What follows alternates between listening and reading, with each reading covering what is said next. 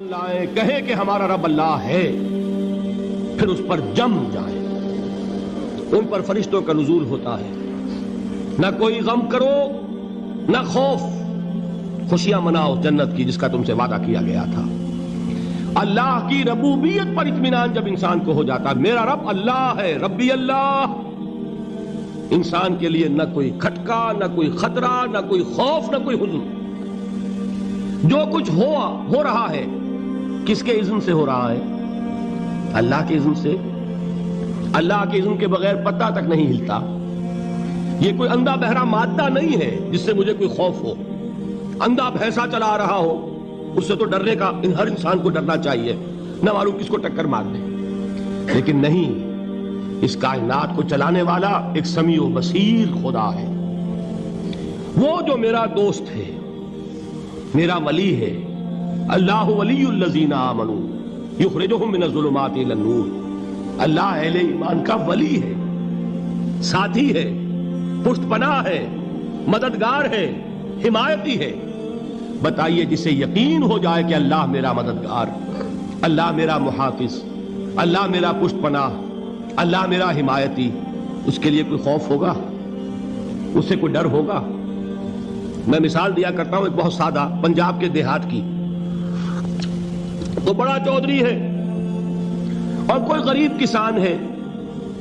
اس غریب کسان کے جانوروں کو ہر وقت اندیشہ ہوگا چوری کا، کوئی میری بھینس کھول کر نہ لے جائے، کوئی میرا بیل کھول کر نہ لے جائے۔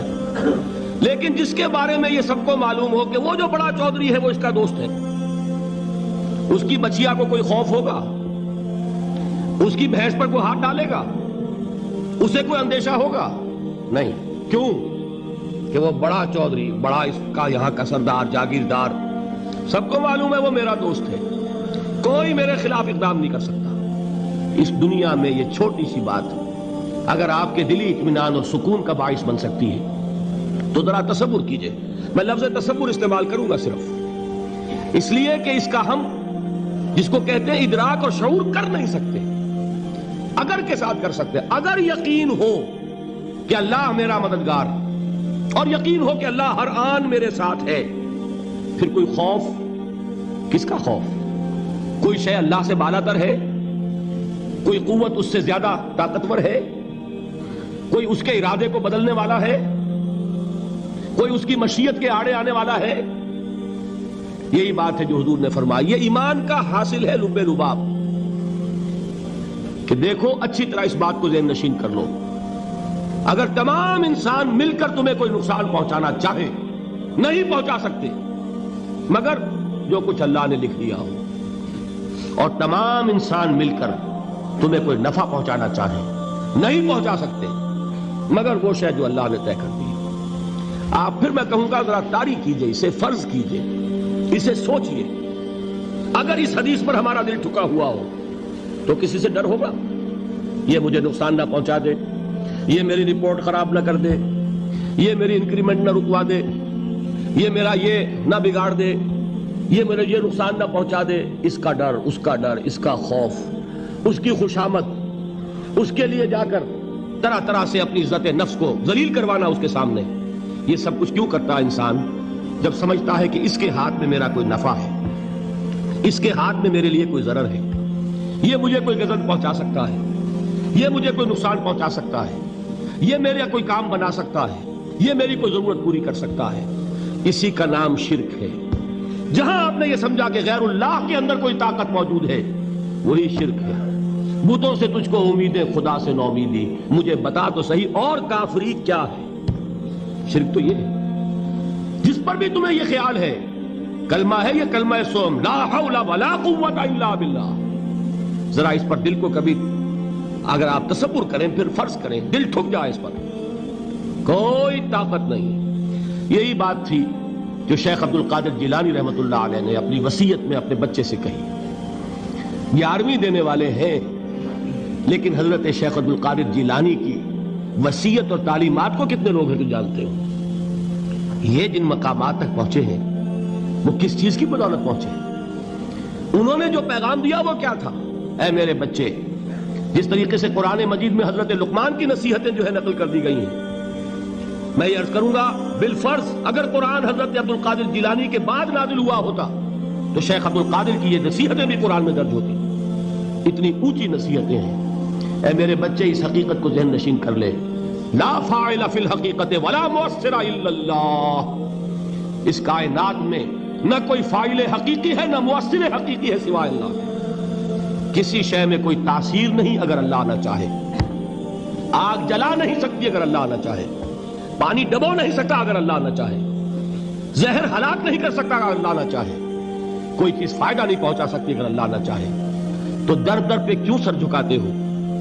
در در پر کیوں جبیں سائی کرتے ہو؟ سب کے سامنے کیوں ہاتھ پھیلاتے ہو؟ ایک اللہ سے مانگو, ایک اللہ کے سامنے زمین پر اپنی جبین رکھو.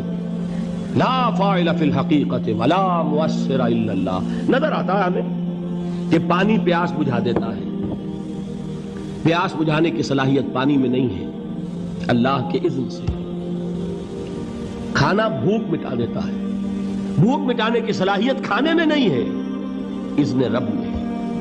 دیکھیے یہی یقین تھا. حضرت موسیٰ علیہ السلام کا واقعہ یاد کیجئے. سامنے سمندر آ گیا ہے, قوم دیکھتی ہے پیچھے کہ گرد و غبار کا طوفان ہے. معلوم ہوا کہ فرعون اپنے لشکر سمیت آ گیا ہے. لشکر جب چلتا تھا تیز رفتاری کے ساتھ تو گرد و غبار کا جو طوفان اٹھتا تھا اس کا تصور کیجئے. اور لمحہ بلمحہ وہ قریب آ رہا ہے. پوری قوم نے کیا کہا؟ اے موسیٰ انا لمدرکون, اے موسیٰ ہم کو پکڑے گئے. قرآن مجید نے تو یہاں وہ باتیں نہیں لکھی ہے, لیکن تورات میں یہ درج ہے کہ بنی اسرائیل جھگڑنے لگے, دست و گریبان ہو گئے موسیٰ کے ساتھ. موسیٰ ہمیں یہاں مروایا لا کر, اس سے تو ہم ہی بہتر تھے. وہاں کھانے کو ملتا تھا, زندگی تو تھی, بیگار ہم کر رہے تھے, موت تو نہیں تھی. اب جو کچھ ہوگا اس کا تصور کرو, جس طریقے سے ہمارے ٹکڑے اڑائے جائیں گے. تو لڑ رہے ہیں حضرت موسیٰ علیہ السلام سے. یہ تورات کی تفصیل ہے. قرآن میں صرف اتنا آیا ہے, پریشان ہو کر انہوں نے کہا انا لمدرکون, موسیٰ ہم تو پکڑے گئے. اس وقت موسیٰ کا جواب کیا ہے؟ کلا ان معی ربی سیہدین. نہیں, میرے ساتھ میرا رب ہے, وہ راستہ دے گا. بتائیے کہاں راستہ نظر آ رہا ہے؟ یہ ہے ایمان بالغیب. راستہ نظر نہ آئے تب اللہ پر یقین ایمان ہے. جیب میں پیسے ہوں اور تب دل کو اطمینان ہے تو ایمان کس پر ہوا؟ پیسے پر, اللہ پر نہیں. جب وسائل و ذرائع نہ ہو اور پھر یقین ہو کہ اللہ مسبب الاسباب ہے, وہ اسباب کا پابند نہیں ہے, وہ اسباب کا محتاج نہیں ہے, اسباب اس کے محتاج ہے. اگر یہ یقین ہے تو اللہ پر ایمان ہے. یہ نہیں ہے تو تمہارا ایمان اسباب پر ہے, وسائل پر ہے, ذرائع پر ہے, مادیات پر ہے, اللہ پر نہیں. اس وقت کہاں راستہ تھا؟ کوئی راستہ تھا؟ سمندر ہے اور ادھر سے لشکر آ گیا ہے. کلا ان معی ربی سیہدین. اب دیکھیے ایمان کہہ دینا آسان ہے, ہوا معکم اینما کنتم, جہاں کہیں بھی تم ہوتے ہو اللہ تمہارے ساتھ ہوتا ہے. لیکن اس کا یقین قائم ہو جائے تو زمین و آسمان کا فرق واقع ہو جائے.